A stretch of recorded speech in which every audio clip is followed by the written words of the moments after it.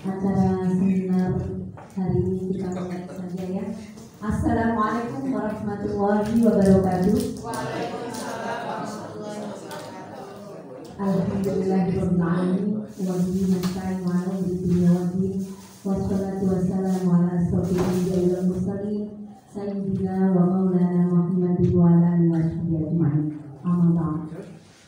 Kepada yang saya hormati Ibu Siti Rahayu selaku Kepala SDN Tenganan 1, kepada yang saya hormati Bapak Tri Ardiana Eskom SPD selaku narasumber dalam rangka seminar menunggu kembangkan budaya positif di lingkungan sekolah, Bapak Ibu Dewan Guru Paksaraka SDN Tenganan 1 yang selalu saya hormati.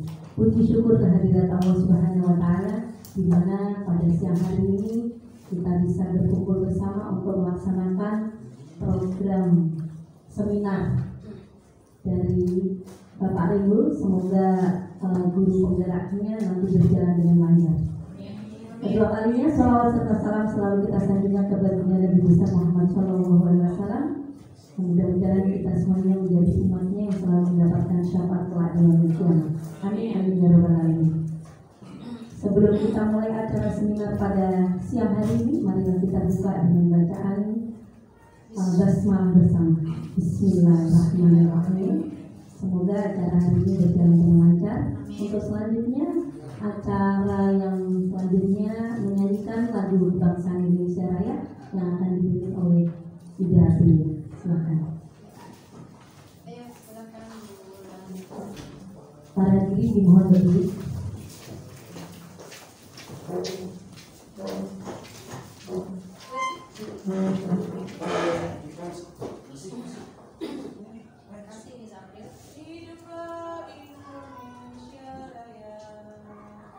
Indonesia tanah airku, tanah tumpah darahku. Di sanalah aku berdiri, jadi pandu ibuku. Indonesia kebangsaanku, bangsa dan tanah airku. Marilah kita berseru, Indonesia bersatu. Hiduplah tanahku, hiduplah negeriku, bangsaku, rakyatku semuanya. Bangunlah jiwanya, bangunlah badannya untuk Indonesia Raya. Indonesia Raya, merdeka, merdeka, tanahku, negeriku yang ku cinta. Indonesia Raya, merdeka, merdeka, hiduplah Indonesia Raya. Indonesia Raya, merdeka, merdeka, tanahku, negeriku yang ku cinta. Indonesia Raya, merdeka, merdeka, hiduplah Indonesia Raya. Dimohon duduk kembali.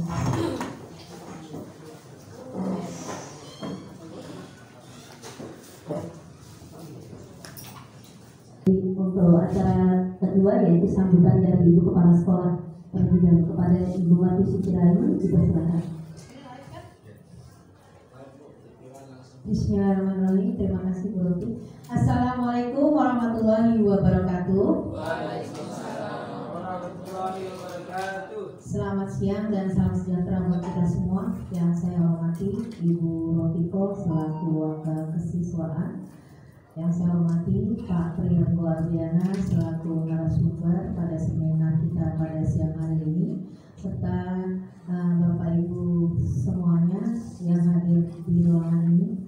Pertama-tama, marilah kita panjatkan puji dan puji syukur kita kehadirat Allah Subhanahu wa Ta'ala yang telah memberikan kita limpahan rahmat dan karunia-Nya berupa nikmat sehat, nikmat iman, nikmat kesempatan, sehingga pada siang hari ini kita bisa bertemu dan berkumpul lagi di ruangan ini dalam rangka seminar tentang menumbuh kembangkan budaya positif di lingkungan sekolah oleh calon guru penggerak angkatan 5 Bapak Tri Renggo Ardiana. Pada kesempatan yang baik ini ada beberapa yang saya sampaikan. Pertama ucapan terima kasih kepada Bapak Tri Renggo Ardiana atas undangannya untuk bisa mengikuti seminar. Yang kedua, ucapan terima kasih kepada Bapak Ibu semuanya yang sudah hadir di ruangan ini dan meluangkan waktu untuk mengikuti seminar sampai nanti dengan selesai acara kita. Yang ketiga, mungkin ada sedikit tambahan dari saya mengenai ini karena membicarakan tentang tema menumbuh kembangkan budaya positif. Mungkin saya berpositif thinking aja ya Bapak Ibu. Mudah-mudahan semua kegiatan kita pada hari ini sampai selesai nanti bisa berjalan dengan baik dan lancar. Itu saja bisa saya sampaikan. Intinya pada hari ini kita bisa mengikuti kegiatan seminar yang diadakan oleh Pak Renggo. Mohon menyimak, mencatat mungkin hal-hal penting ya. Bapak Renggo mungkin bisa nanti menularkan semua ilmunya ya. Saya juga berharap teman-teman di sini ada yang mendaftar tadi yang sudah saya tangani baru Pak Yudi, mudah-mudahan menular ke Pak Darwin dan semua teman-teman yang ada di sini. Cuman ibu-ibu saya tanyain semuanya angkat tangan ya, mengingat mungkin Bu Eti ya, Bu Eti insya Allah ya mencoba ya Bu Eti mendaftar ya, walaupun sudah pernah tapi kan yang kali ini belum mencoba lagi ya Bu Eti. Mudah-mudahan insya Allah angkatan berapa Pak Renggo? Angkatan ke-8. Kita udah melewati 3 angkatan Bu Eti, guru-guru ya. Itu saja yang bisa saya sampaikan. Terima kasih banyak karena waktu juga sudah mulai menjelang sore. Saya akhiri. Wabillahi taufiq wal hidayah. Wassalamualaikum warahmatullahi wabarakatuh. Terima kasih Bu atas sambutannya. Dan ini seminar tentang menumbuh kembangkan budaya positif di lingkungan sekolah ini salah satunya kegiatan kebiasaan kita itu untuk salah satunya apa ya? Kita punya budaya positif yang ada di sekolah, insya Allah akan diterapkan di rumah. Apalagi kita kalau kerjasama dengan orang tua murid, kita terapkan di rumah kebiasaan dari bangun tidur sampai mau tidur gitu. Insya Allah nantinya anak-anak akan menjadi sebuah karakter, dan karakter itu kalau kita tertanam dengan dari dini, insya Allah kan nantinya akan menciptakan manusia-manusia yang unggul gitu ya. Untuk acara selanjutnya seminar menumbuh kembangkan budaya positif di lingkungan sekolah akan diulas oleh Bapak Tri Renggo Ardiana Eskom SPD. Untuk waktu dan tempat kami persilakan. Nanti ada acara tanya jawab nggak Bapak? Setelah materi disampaikan. Disiapkan ya Bapak Ibu pertanyaannya. Baik, mohon izin Bapak Ibu. Bismillahirrahmanirrahim. Assalamualaikum warahmatullahi wabarakatuh. Waalaikumsalam warahmatullahi wabarakatuh. Semangat pagi Bapak Ibu. Mari. Semangat pagi Bapak Ibu. Oke, luar biasa. Apa kabar SD Tengah 01? Apa kabar SD Tengah 01? Di situ ada cinta, dulu ada doa, di bangku ada karya. Lupa. Masih ada ingat-ingatnya sedikit. Baik Bapak Ibu, alhamdulillah, wassalatu wassalamu ala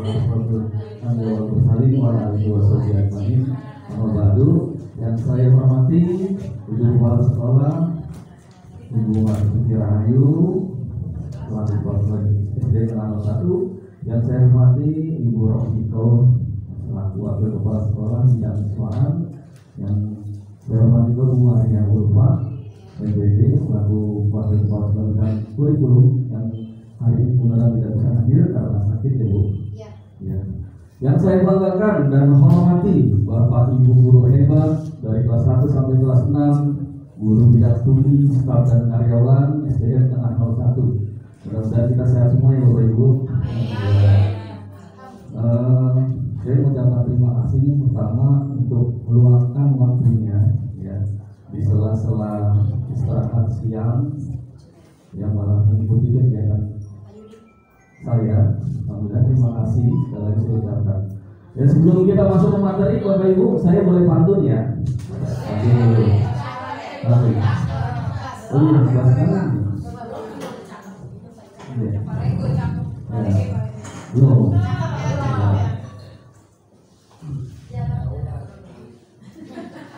Mencari ilmu jauh Ciamis, nemu rotan untuk menggaris.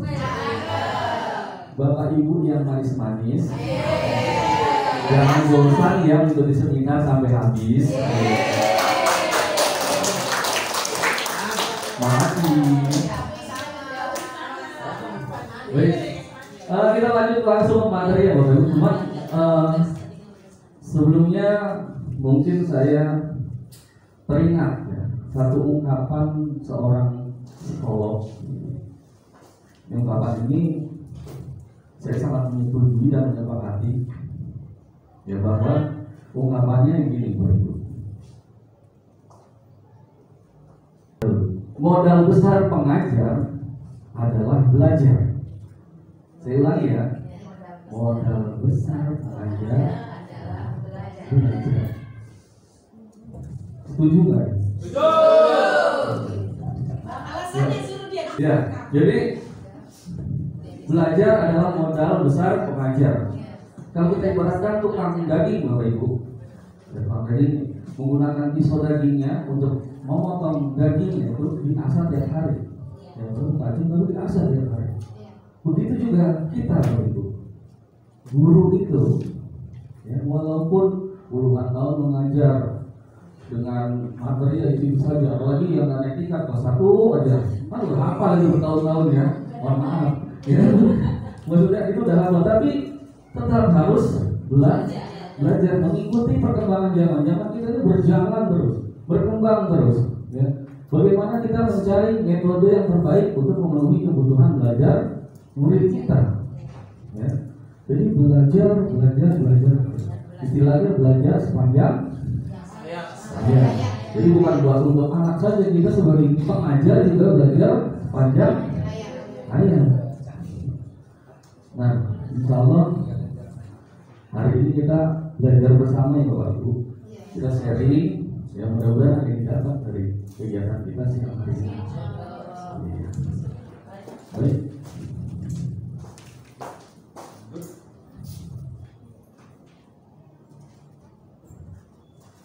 Untuk mengembangkan budaya pendidik dari setengah 0 ke 1.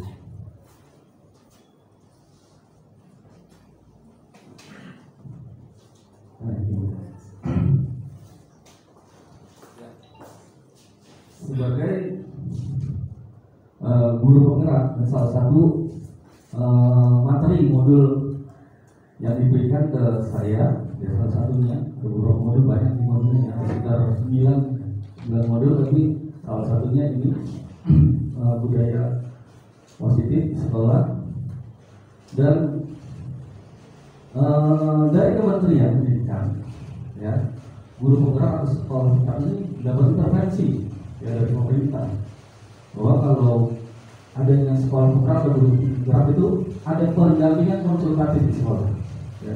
Terus yang kedua ada penguatan SDM sekolah, artinya coaching ya, ada coaching.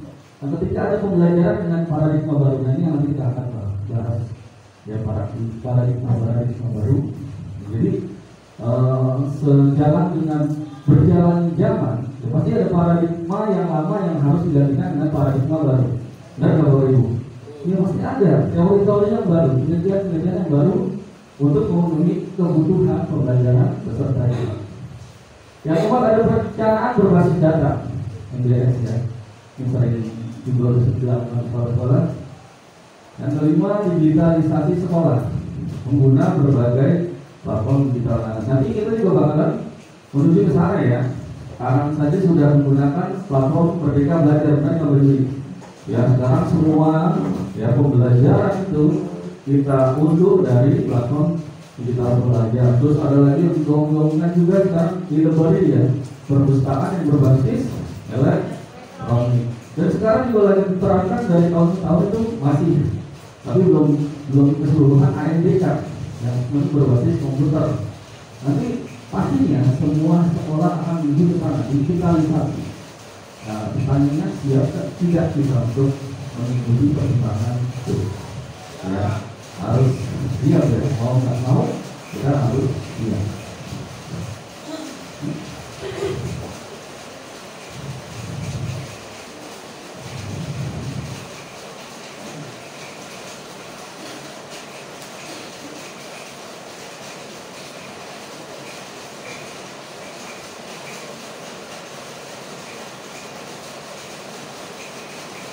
Oke, lanjut.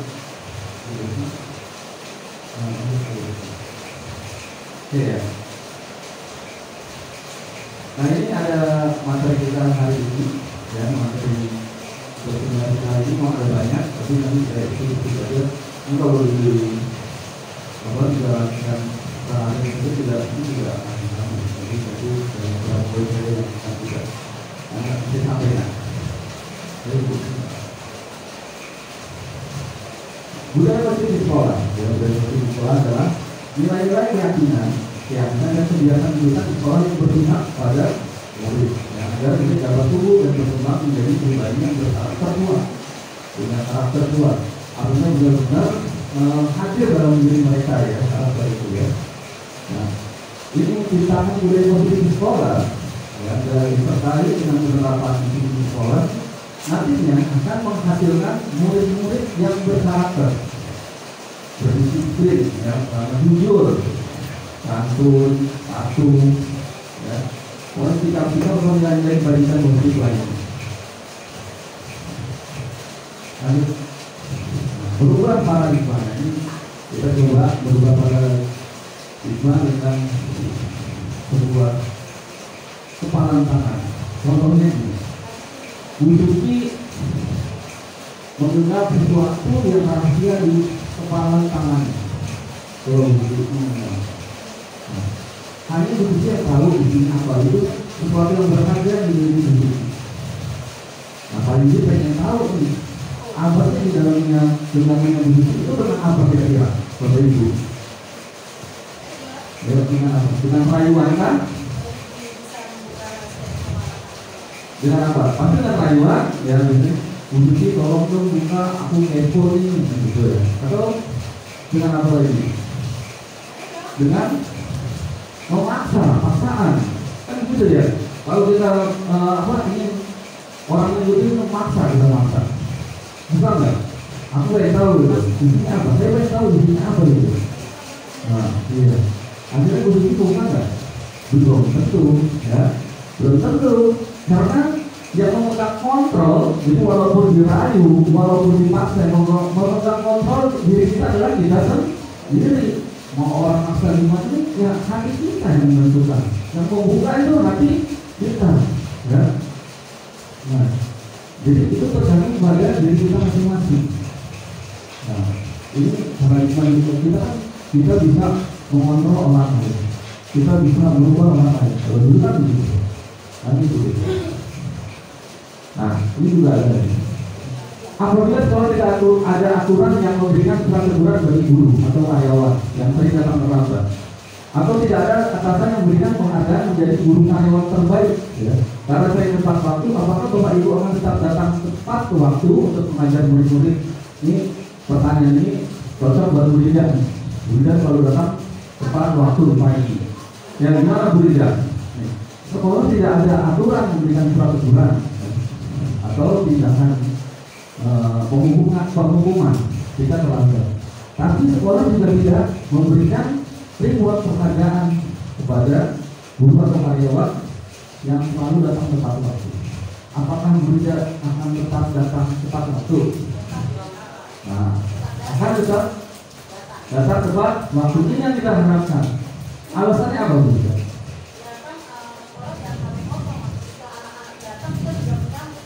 Benar. Iya, benar. Nah, bahwa kesadaran atau disiplin itu hadir dari diri sendiri. Kalau murid-murid kita karena lingkungan, ya, dorongan dari lingkungan, dari eksternal, atau karena takut hukuman. Ada magang, takut dengan hukuman. Ya, tidak disiplin itu tidak hadir dari intrinsik, ya, dari dalam diri sendiri, tapi dari eksternal, intrinsik. Nah, apa sebetulnya ada dari disiplin itu sendiri? Nah, disiplin kalau menurut Diana Mosen, nah ini pakar pendidikan juga Diana Mosen. Menurut dia ini bukan dosen ini bukan ini yang seperti tapi namanya Diana Mosen. Itu menurut dia disiplin itu dari bahasa Latin disipline, artinya belajar. Nah, kata-katanya disiplin, ya, itu artinya murid. Jadi kadang-kadang kita berpikir kan disiplin itu ya berkaitan dengan aturan, tata tertib, kepatuhan, malah kadang-kadang hubungannya dengan hukuman. Padahal berbeda sekali. Disiplin positif itu tidak ada hubungannya dengan hukuman, ya. Tapi disiplin itu ya belajar atau murid. Kalau belajar murid berarti sesuatu yang perlu dihadirkan dari diri.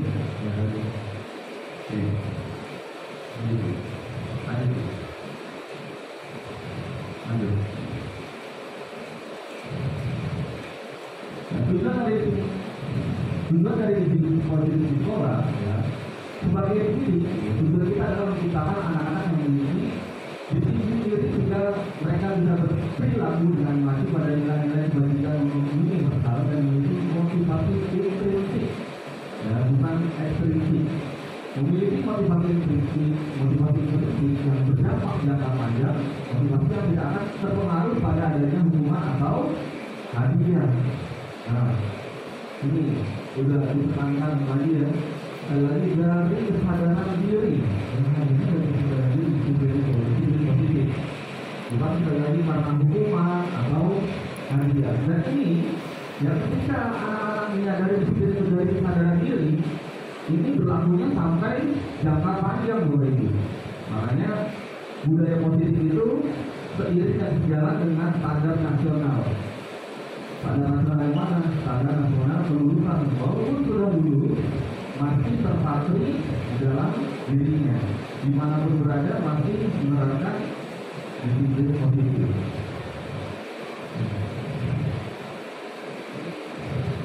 Nah, teori motivasi perilaku umumnya, untuk menghindari ketidaknyamanan atau hukuman. Ya, disiplin itu ya biasanya untuk menghindari ketidaknyamanan atau hukuman. Yang kedua, untuk mendapatkan imbalan atau penghargaan dari orang lain. Contohnya nomor satu ya, untuk menghindari ketidaknyamanan atau hukuman. Biasanya anak-anak yang suka gak bisa hidup di batu, lari-lari dan sebagainya. Duduk kan, nanti para ibu hukum mau dipojokan, angkat kali satu, pegang kubunya, tekan hidungnya, itu nunggu jam-jam gitu. Ya, jadi karena takut seperti itu dalam hukuman itu, akhirnya ya tidak melakukan apa atau melanggar disiplin itu. Yang kedua, untuk mendapatkan imbalan atau penghargaan dari orang lain. Yang seperti itu, saya duduk yang rapi, nanti yang duduk yang melengkapi. Kalau dikasih coklat, ya, seperti itu ya, biasanya harus anak-anak belum sama dia.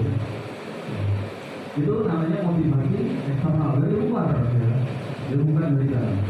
Yang ketiga, ini yang ideal itu menjadi orang yang mereka dan hadir diri sendiri dengan nilai-nilai yang mereka percaya. saya dari seperti yang disampaikan Bu Ida, mau dapat hadiah atau tidak dapat hukuman di dalam hadiah tetap akan melakukan tindakan disiplin.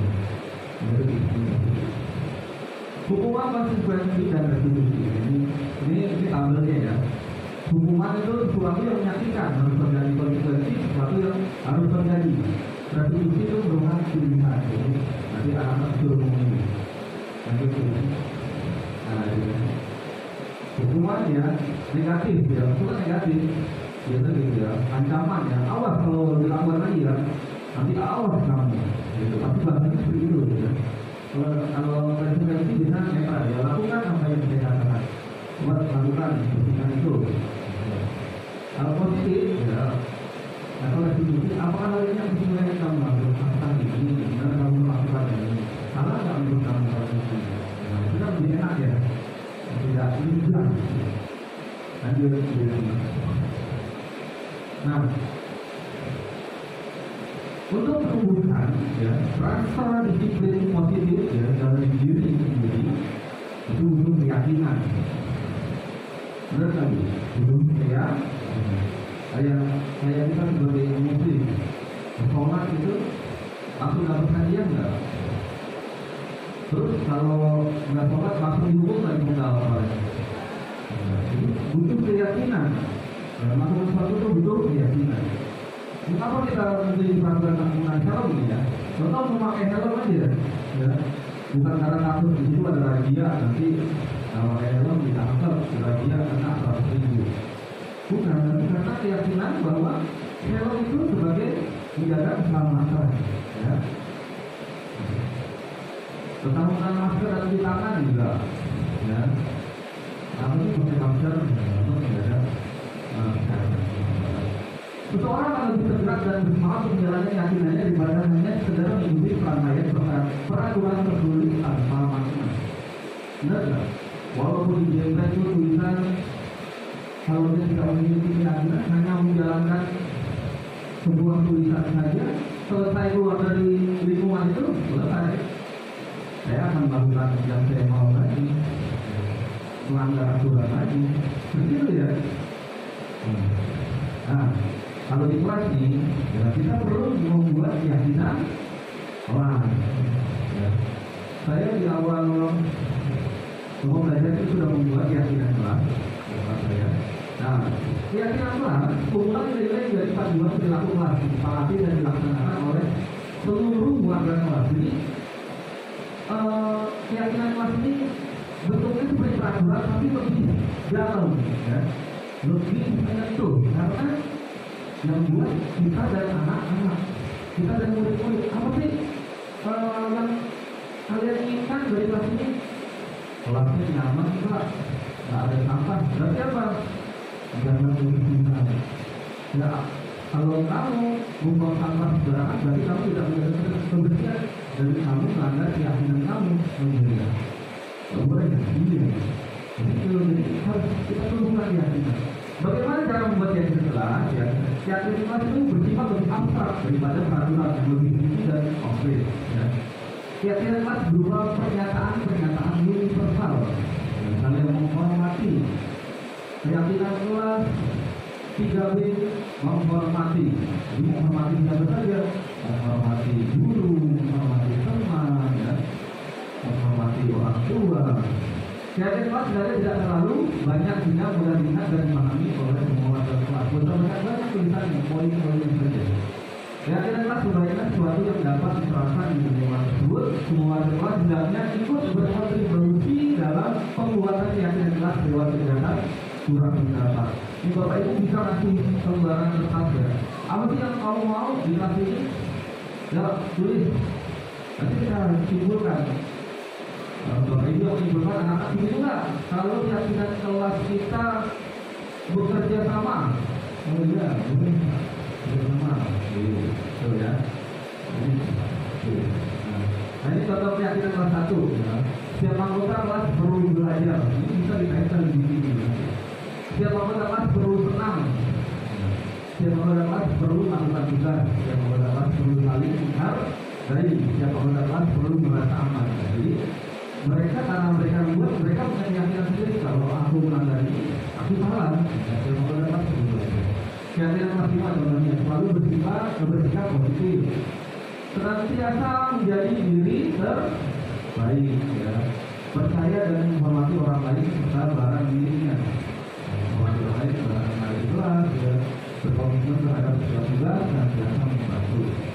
Lanjut, ini bahagia dengan kelas saya dan saya suruh anak-anak tulis di buku temanya di buku apa di bawah tiap hari. Jadi mereka bisa jadi kalau melanggar patuh, ya. Hormat dan menghargai, kerjasama, saling menyayangi.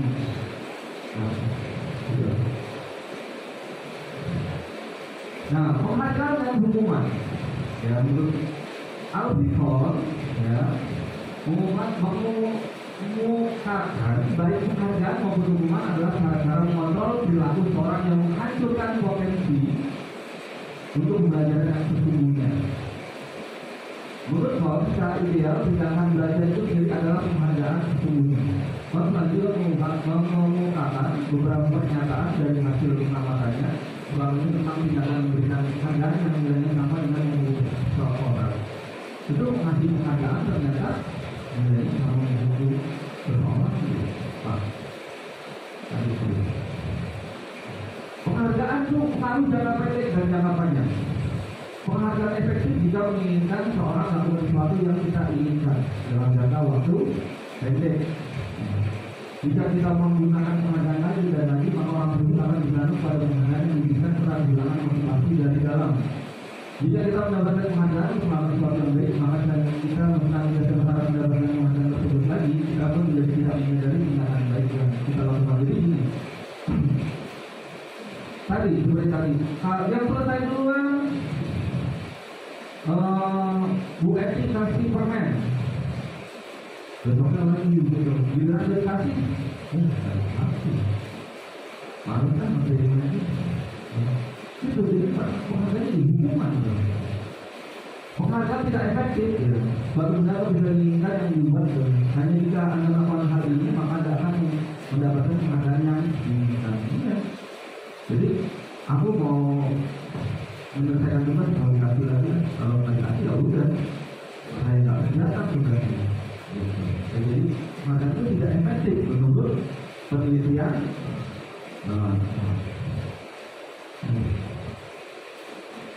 Penghargaan merusak hubungan.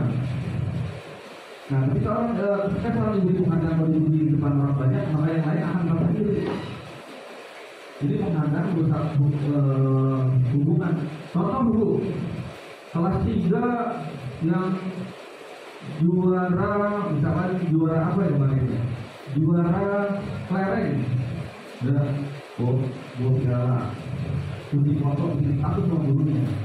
Yang nggak dapat nanti sudah, sampai di satu itu udah aturan saya yang menang itu anak saya kan. Kan orang tua pasti gitu, yang di rumah. Atau juara 1 di foto di satu. Habis minta orang tua di rumah pada minta wali murid urutan ranking dibotokin 1, 2, 3, 4, 5, 6. Masalah itu Bu, kok anak saya ada ranking lah. Masalahnya mana anak saya? Gitu kan, kok nilainya kok padahal nilainya 10, 100. Memang ada ranking. Gitu. Nah ini merusak hubungan ya, anak itu merusak hubungan. Tapi itu beda. Penghargaan menghukum. Ya. Mereka tidak mendapatkan penghargaan dalam ranking, mereka mendapatkan ranking kedua atau merasa paling hukum. Nah ini dia 1, 2, 3, 4, 5. Ya. Tapi aku belajar selama ini gila dong, ada ranking. Nah, berarti aku bodoh sekali ya. Benar itu ya menurut? Nah, iya, satu-satu benar yang ranking 1 jadi apa? Padahal konten pulang sama saya, gitu. Lanjut. Ya, jadi penghargaan mengurangi kecepatan, penghargaan menunjukkan kualitas, penghargaan memastikan kreativitas.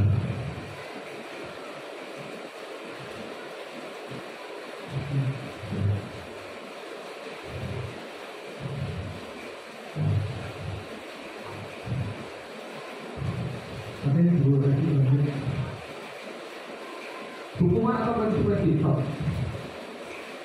hukuman atau konsekuensi. Buka lagi tabelnya. Nah, nih tindakan mencatat 100 kali dalam buku kalimat. Saya tidak akan terlambat lagi karena terlambat ke sekolah. Nah, ini menurut Bapak Ibu ini hukuman atau konsekuensi? Hukuman. Mencatat 100 kali dalam buku kalimat, saya tidak akan terlambat lagi karena terlambat ke sekolah. Hukuman konsekuensi. Hukuman. Jawabannya konsekuensi. Ya, karena apa? Di dalam buku ya. Jadi konsekuensi itu sejalan hukuman dan kesalahan itu sejalan. Jadi memberikan catatan yang dibuat di meja tulis. Hukuman apa konsekuensi? Ya, membersihkan ya. Dia coret dibersihkan. Jadi konsekuensi. Lari mengelilingi lapangan basket 2 kali karena terlambat 10 menit untuk pelajaran PJOK. Hukuman apa konsekuensi?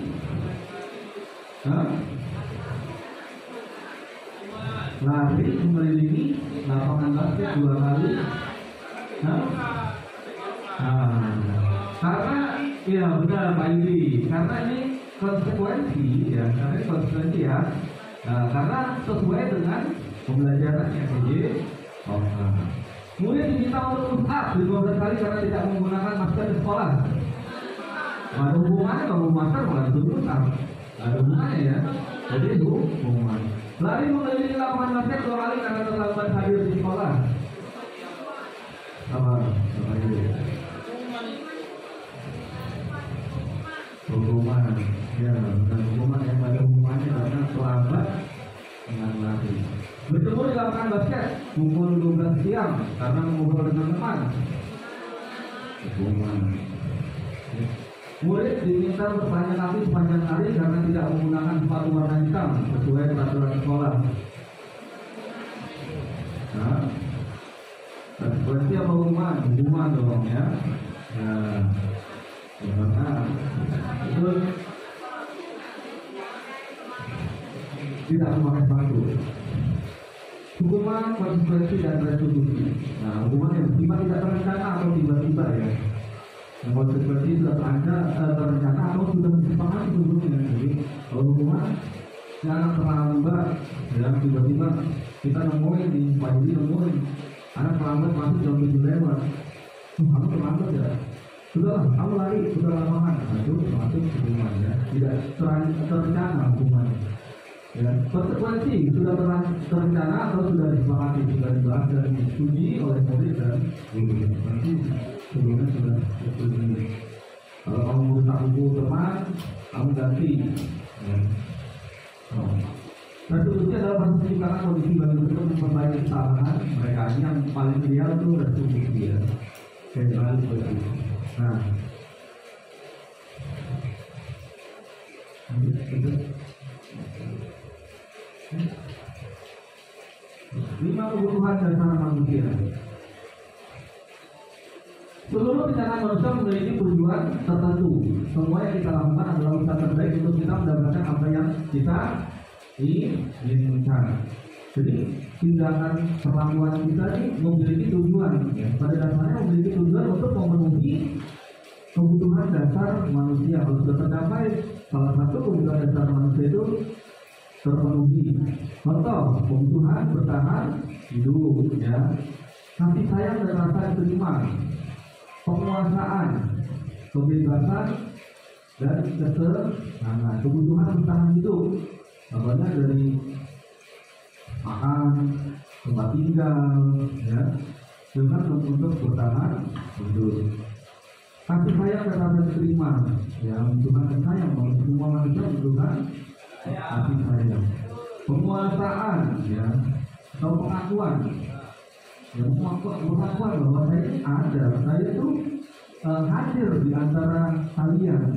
Nah, ya. Kebebasan, yang bebas untuk berpendapat, ya. Kesenangan, memiliki kesenangan, memiliki waktu untuk bersenang-senang. Nah, ini 5 kebutuhan dasar manusia. Nanti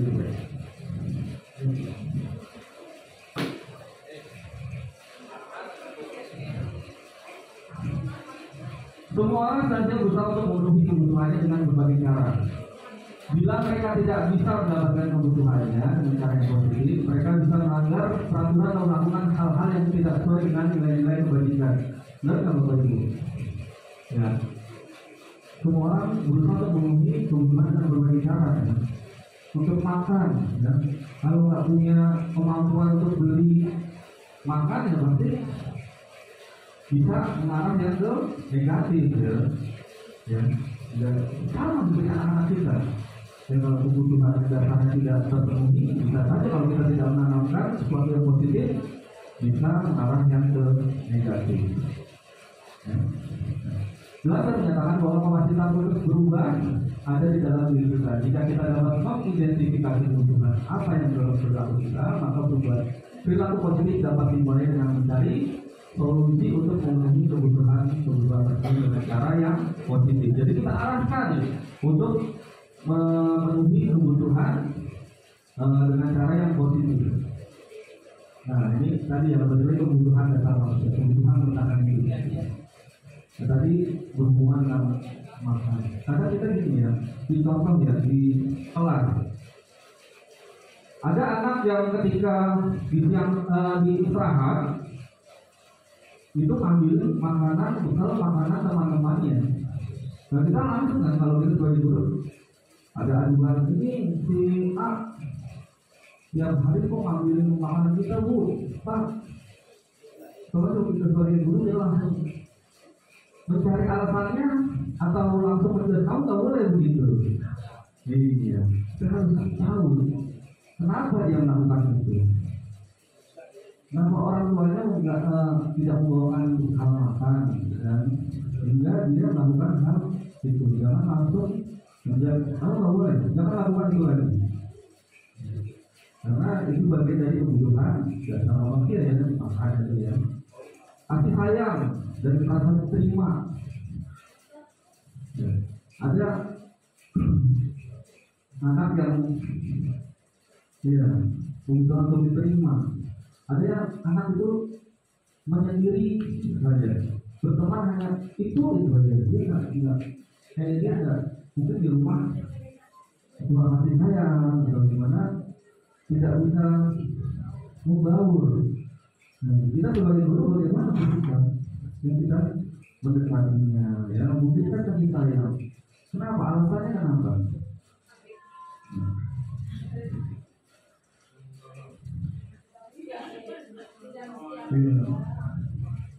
Kebutuhan pengakuan atas kemampuan, ya. Ini banyak juga anak yang benar-benar ini apa namanya tertutup, ya. Tertutup. Dia merasa minder gitu ya. Minder ada nggak di kelas Bapak Ibu? Ada. Ya. Minder gitu. Padahal ya secara kebutuhan dasar manusia dia itu butuh pengakuan dan kemampuan. Gali kemampuan itu.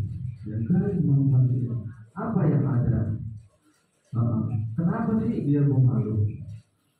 Gitu ya. Jadi waktu sebulan pembelajaran ini Bu, pembelajaran baru dimulai sebulan, saya buat kertas curahan hati. Nah, ke anak-anak dewasa, coba kalian tulis apa yang merasa mengganjal di diri kalian itu apa sih? Sudah kalian ada yang mau belajar, terus kesalahan-kesalahan apa? Terus apa sih yang mau kalian sampaikan? Kalau kalian tidak bisa berbicara dengan orang lain, mungkin pasti bisa. Coba curahkan semuanya. Kalau sama enak Bu, gitu. Itu Bu, 5 menit kemudian nangis di sekolah Bu. Nangis burung-burung. Iya, mereka mau menuliskan, menceritakan. Ternyata mereka jadi ini. Tanpa kita sadari, tanpa kita ketahui, anak-anak kita itu banyak yang bermasalah, terutama masalah keluarga. Yang orang tua sedang proses rumah hilang, ya benar. Kalau saya tidak witness, mungkin saya nggak tahu karena kondisinya kan kita nggak tahu kondisinya. Mereka itu biasa gitu lah. Ada yang Tuhannya, aku tuh nggak mau mah gini, masa tiap hari disuruh ngomong adik aku gitu. Itu Tuhan itu mereka cerita. Sampai aku tuh nggak bisa diharapkan pinter kayak kakak itu ada juga yang itu. Kemampuan aku cuma segini. Saya baca sudah juga hari ini. Kalau ternyata masalah kita beragam gitu. Nanti kita perlu pahami, kita ketahui kondisi mereka itu ada mengatakan lebih berkualitas. Jadi mengatakan mungkin kalau pasal mudah ya, kalau kelas tidak bawah ada. Kita berusaha berkatanya melalui Al-Quran. Kebebasan kebutuhan akan dilihat. Anak-anak boleh kita berikan kebebasan. Contohnya saya kalau matematika itu kurang Pak. Tapi kalau IPA saya bisa. Ibu itu nanti bilang porsinya. Ketenangan. Kebutuhan untuk merasa tenang ya. Jadi bermain, belajar sambil bermain. Ya, namanya anak-anak Bu. Jadi belajar itu perlu dengan ya bermain dengan ketenangan. Mereka ketika senang, ya belajarnya menikmati. Ya berpusat pada murid. Ya. Nah, kebutuhan dasar manusia ini hanya untuk anak-anak atau orang dewasa? Kalau dewasa juga Bu. Ya Pak. Butuh kasih sayang, butuh pengakuan, butuh kebebasan, butuh ketenangan juga. Dan kita butuh berfungsi dan gurau, sama. Itu kebutuhan dasar manusia.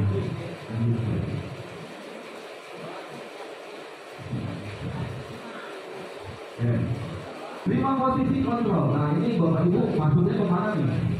Hukum membuat rasa bersalah ke teman, pemantau atau manajer kalau di kelas. Hukum, kamu ini nggak punya tugas, putar 20 kali.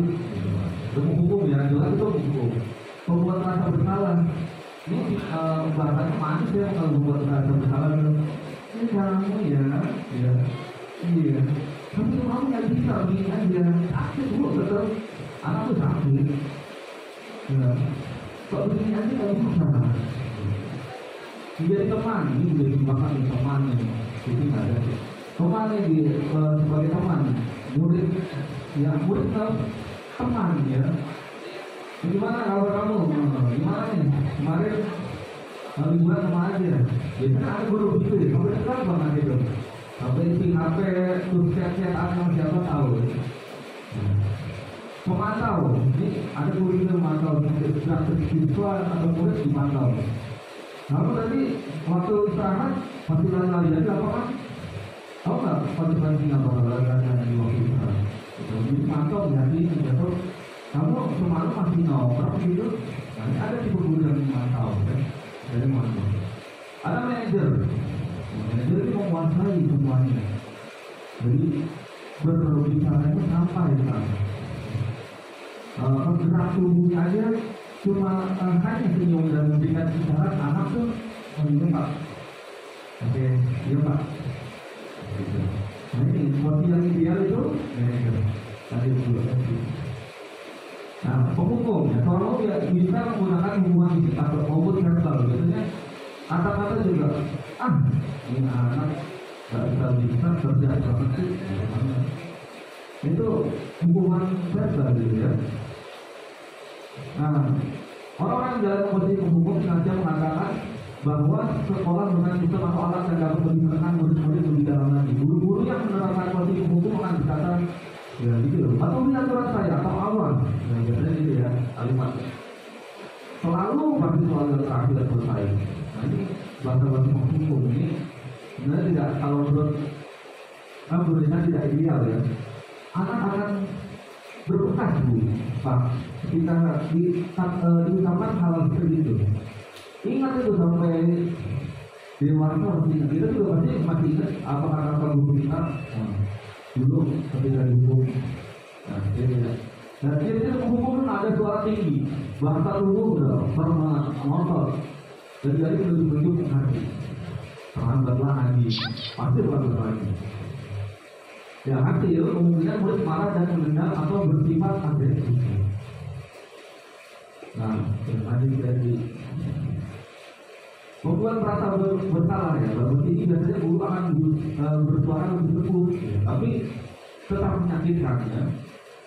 Membuat murid tidak nyaman atau rendah diri. Ini sangat kecewa sekali dengan kamu, contohnya gitu ya. Berapa kali sih bapak memberitahu kamu salah lagi. Gimana coba kalau kamu tahu? Baca-baca seperti itu ya, membuat merasa dia gitu. Lihat teman kamu jadi terluka kan, akibat ulang kamu. Nah itu kita merasa bersalah banget. Jadi rendah banget gitu. Rendah diri. Membuat saya bersalah, ada suara memelan halus di bahasa tubuh merasa beranak lucu. Hasil murid akan merasa bersalah. Jadi kalau tipe guru membuat merasa bersalah sebenarnya hasil kita akan merasa bersalah. Lanjut.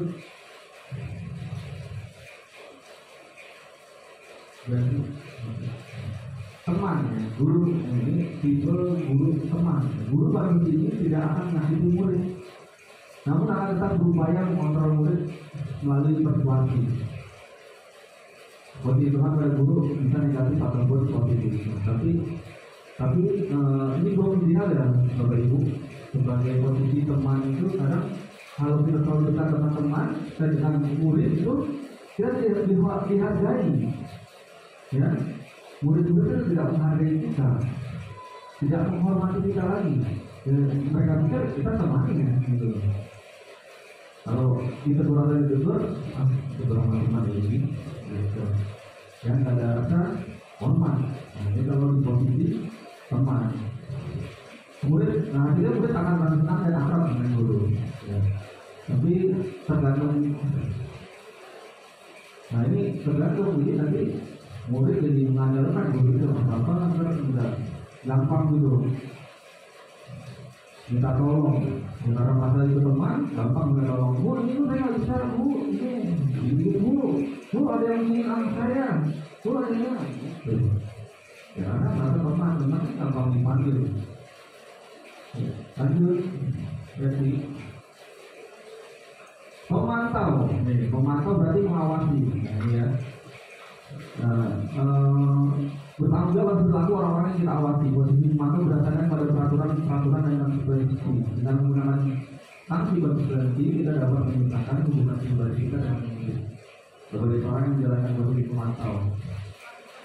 Nah, ini pemantau ini kurang ideal juga ya. Karena hasilnya ya. Ini hasil anak yang merasa dihukum juga, yang merasa saya dipantau dan saya diberikan hukuman, selesai. Tidak dipantau, saya lakukan lagi. Betul. Ya. Lanjut dulu. Manajer, nah ini posisi terakhir. Yang mudah-mudahan kita jadi posisi ini ya Bapak Ibu ya.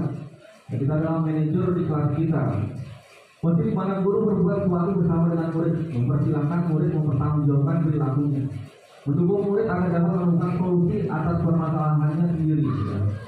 Memiliki keterampilan di posisi teman maupun pemantau, dan dengan demikian bisa jadi di waktu-waktu tertentu kembali kepada kedua posisi tersebut bila diperlukan. Jadi ini kolaborasi antara teman dan pemantau. Nah ini posisi manajer ini. Karena apa yang kita yakini, apa kamu meyakininya? Jadi kalau ada murid melakukan kesalahan atau melanggar disiplin, kita kembalikan kamu kan pernah membuat keyakinan kelas ini, yang keyakinan kelas kamu ini, kamu ada dong keyakinan kelas kamu bersedia memperbaikinya. Jadi manajer itu ya. Pada posisi manajer maka suara guru baiknya tulus, tidak perlu marah, tidak perlu meningkat suara, apalagi menunjuk jari ke murid, berkacak pinggang, itu tadi yang hukum, atau bersikap seolah-olah misal tampak sedih sekali akan perbuatan murid ataupun bertindak gurau menempatkan diri sebagai teman murid, fokus pada murid. Nah, ini ada tulisan juga Bapak Ibu, ada suara ya. Nada suara itu dengan kata-kata itu 10%. Jadi kalau yang diterima oleh murid itu 10%, hanya 10% ya kata-kata itu ya. Kamu jangan berisik ya, cuma 10% sebenarnya diterima atau dijalankan kemarin. Kata-kata itu ada suara yang agak keras. Hei, jangan berisik. Nah, itu 35% ya. Verbal atau bahasa tubuh itu publik aja anak-anak kenal langsung dijawab itu ternyata lebih efektif 55% ya, daripada mengucapkan kata-kata atau ada suara yang agak tinggi. No. Tapi di kelas satu itu jangan sampai selesai. Jadi ya. Tadi apa yang kamu mau? Nah, biasanya nih kalau mengumpulkan apa yang kamu mau? Gitu. Apa yang kamu mau? Kan gitu. Dari nada juga kalau apa yang kamu mau? Kalau yang apa namanya membuat rasa bersalah, apa yang kamu mau? Lalu iya intonasinya berubah. Apa yang kamu mau? Kalau yang manajer atau teman ini belum apa sih yang kamu mau gitu dan gitu. Jadi intonasi itu mempengaruhi. Kalau manajer apa yang kamu mau sebenarnya. Nah, ini ada sertifikat restitusi. Ini sertifikat restitusi itu memperbaiki kondisi anak ya, menimbulkan budaya positif ya, positif anak. Ya. Kalau anak ada yang salah, contohnya tadi ketika coret-coret di kelas, kita stabilkan dulu di anak itu, ya. Kita stabilkan, kita tanya, nah gini nah, kamu itu bukan satu-satunya yang melakukan kesalahan ini, ya.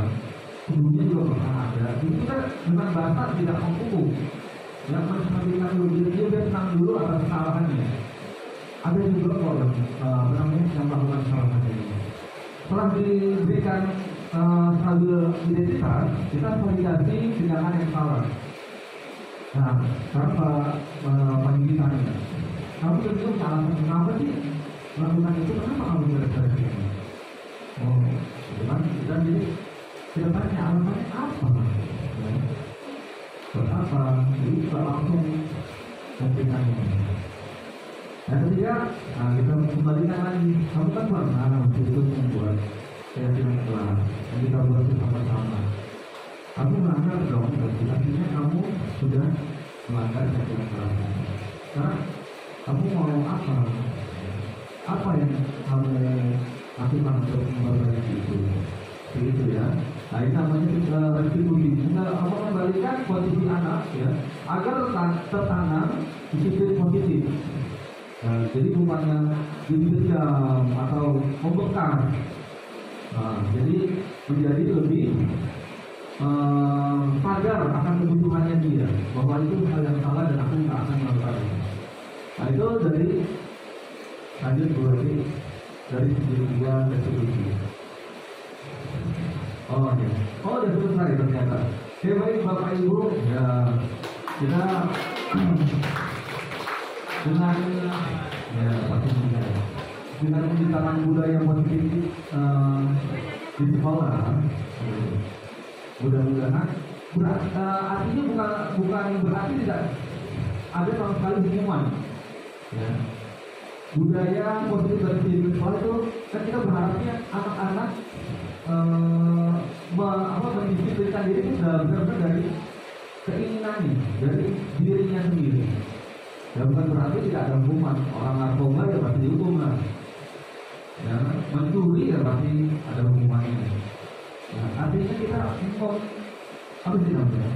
Sekecil mungkin ya, tidak memberikan hukuman atau sama sekali tidak memberikan hukuman ketika anak itu tanam dari positif atau ditimbul positif sampai kapanpun ya setelah dia menjadi orang yang dewasa tetap menanamkan nilai-nilai kebaikan dan nilai positif. Itu harapan kita. Mudah-mudahan kita bisa menerapkan budaya positif dan penerapan disiplin positif di sekolah kita, ya insya Allah, dan membentuk anak-anak yang berkarakter kuat, ya. Dan kita juga sebagai guru, bukan hanya guru yang datang pagi siang nanti materi pulang selesai, ya, tapi benar-benar guru yang mencari apa sih kebutuhan belajar bagi murid-murid kita agar mereka terpenuhi apa sih yang menjadi kendalanya. Kita melalui murid-murid kita. Guru adalah apa? Ibu dan oke, baik, mungkin saja dari saya sudah berbuat saya. Wassalamualaikum warahmatullahi wabarakatuh.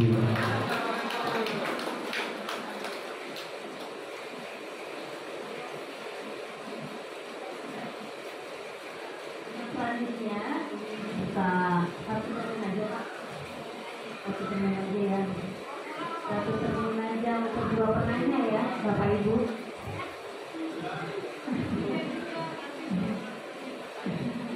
Dua penanya ya Pak ya. Nah silakan. Terima kasih berarti cukup menarik sekali materi seminar yang dibawakan oleh Pak Ibu ya. Walaupun sekarang posisi saya sudah menjadi kepala sekolah, tapi juga saya melewati masa-masa menjadi guru selama 20 tahun ya, pada pokok tahun 93 kan. Tapi beneran nih Pak, selama saya di sini, mungkin ini berhubungan dengan materi ya Pak, yang judulnya menumbuh kembangkan budaya positif di lingkungan SDN Penganal Satu. Untuk khususnya kelas Paranggo sendiri, itu bagaimana caranya Paranggo menumbuh kembangkan budaya positif tersebut di kelas Paranggo? Itu pertanyaan pertama. Yang kedua, sebaiknya menurut pendapat Paranggo, tipe seperti apa dari yang tadi materi Paranggo sampaikan tadi yang sebaiknya guru itu punya? Ya, tadi kan ada 5 kalau nggak salah ya, cara tipe guru yang dari teman, manajer, pemantau, penghukum atau apa lagi satu baik saya. Pembuat yang salah ya. Iya itu. Sebaiknya menurut Pak Ali pendapat perempuan itu sebaiknya kita itu harus bagaimana sih harus mengkoordinasi itu atau salah satu di antara itu. Terima kasih Pak. Contohnya boleh Pak. Nah, tadi saya sudah sampaikan yang panjang lebar ya untuk bagaimana menerapkan budaya positif di sekolah, diawali dengan di kelas terlebih dahulu dengan menerapkan membuat keyakinan kelas. Ya, kita membuat keyakinan kelas. Kita tampung, kita akomodir keinginan siswa itu. Apa sih yang diinginkan oleh siswa sebenarnya? Nah, itu diawali seperti itu ya, diawali seperti itu dulu. Apa keinginan siswa? Saya mau belajarnya tepat waktu. Saya mau ketika belajar tidak ada yang bersuara. Itu kan keinginan anak dan ibu dari anak. Atau Paranggo nggak boleh dengan suara yang keras. Kita terima pakai tampung. Ya. Nah ini akan menimbulkan bahwa nanti anak-anak juga menyadari, murid kita menyadari bahwa ternyata yang seperti ini saya yang buat dan saya harus menjalankan, tidak mau melanggarnya. Karena saya buat, saya meyakini dan saya akan menjalankan. Ini kan mulai dari diri sendiri, murid-murid kita sendiri. Ya, dimulai dari kelas dulu. Itu yang pertama. Yang kedua, tipe seperti apa yang ideal? Guru yang ideal tadi sudah sebutkan, tipe manajer. Ya. Kita adalah manajer kelas kita.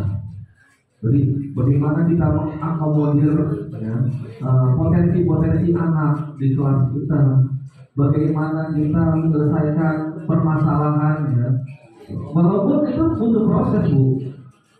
Sehabis pandemi 2 tahun itu luar biasa perilaku anak ya. Bapak Ibu merasakan nggak 2 tahun pandemi membalikan ya posisi anak kepada posisi yang sebelum pandemi itu sulit, luar biasa, butuh proses. Tapi memang ini harus kita lakukan. Posisi manajer, bukan kita malah ini anak sekarang Bu. Kalau kita keras berikan kekerasan, udah ya di depan kita tunduk, nanti di belakang begitu lagi, jangan di belakang jangan jam kemudian begitu lagi. Tapi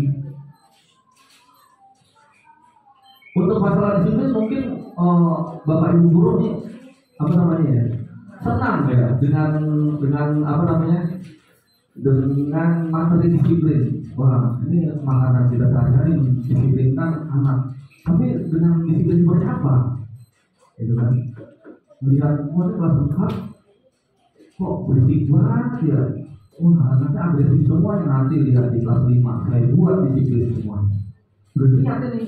Ya memang di kelas tuh disiplin ditinggal, tapi dalam hati mereka nanti tugas lagi karena tidak didasari dari hati ya, tugas lagi banyak banget walaupun iya kalau tenang tapi hati mereka betul tidak selesai. Yang kita mau tumbuh kembangkan itu positif ya, disiplin positif, disiplin yang memang aku harus mengerjakan ini, aku harus menyelesaikan tugas ini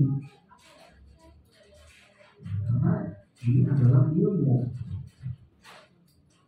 Begitu Bapak Ibu, mungkin ini dong Ibu. Makasih Bu.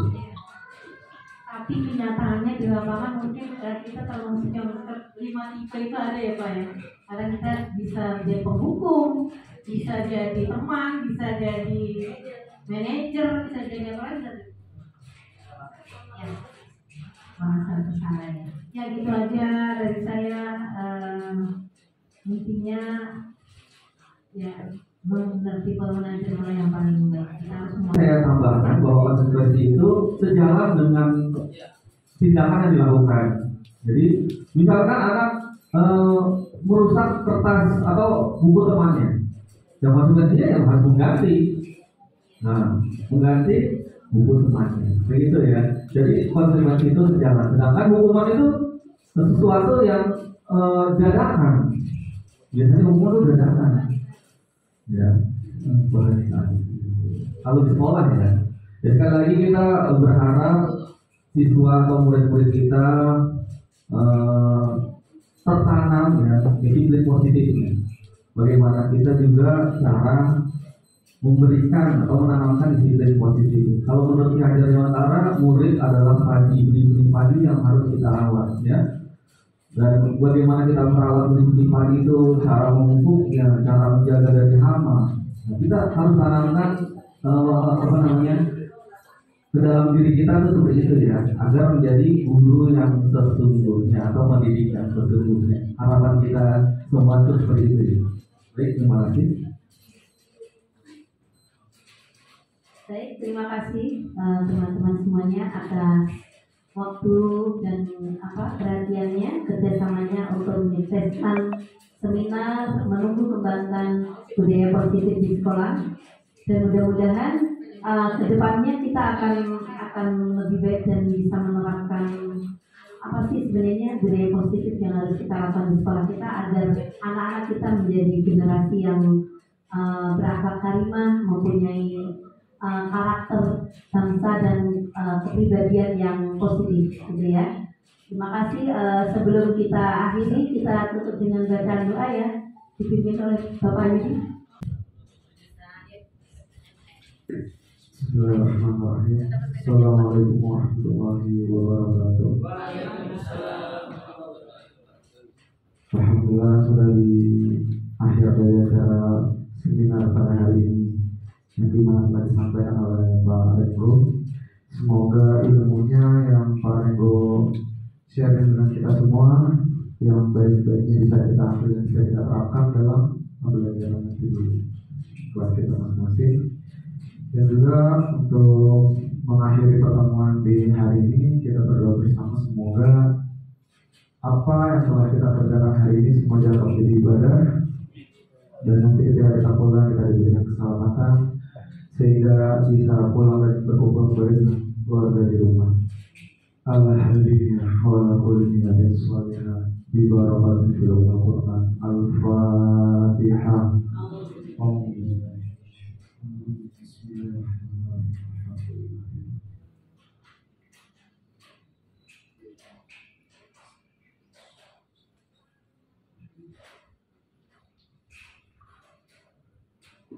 Allahumma shalli ala sayyidina Muhammadin fil awwal wal akhir. Wassallam radhiyallahu tabaraka wa rabbana an kulli sahabati rasulillahi ajma'in. Amin ya Allah ya rabbal alamin. Hamdan syakirin hamdan na'imin, hamdan yuwafi ni'amahu wa yukafi'u mazidah. Ya Rabbana lakal hamdu wa lakal mulku wa lakal syukru kama yanbaghi li jalali wajhikal karim wa li sultanik. Allahumma shalli ala sayyidina Muhammad wa ala sayyidina Muhammad. Allahumma inna nas'aluka salamatan fid dini wa dunya wal akhirah wa afiyatan fil jasad wa ziyadatan fil ilmi wa barakatan fil rizqi ya Allah, wa tawbatan qabla al-maut wa rahmatan inda al-maut wa maghfiratan ba'da al-maut. Allahumma hawwin 'alaina fi sakaratil maut wa najatan minan nar wal afwa 'inda al-hisab. Rabbana la tuzigh qulubana ba'da idh hadaytana wa hab lana min ladunka rahmatan innaka antal wahhab. Rabbana atina fid dunya hasanah wa fil akhirati hasanatan wa qina 'adzabannar wadkhilna jannatal abrar ya aziz ya ghafur ya rabbal alamin. Subhana rabbika rabbil izzati amma yasifun, wassalamun alal mursalin walhamdulillahi rabbil alamin.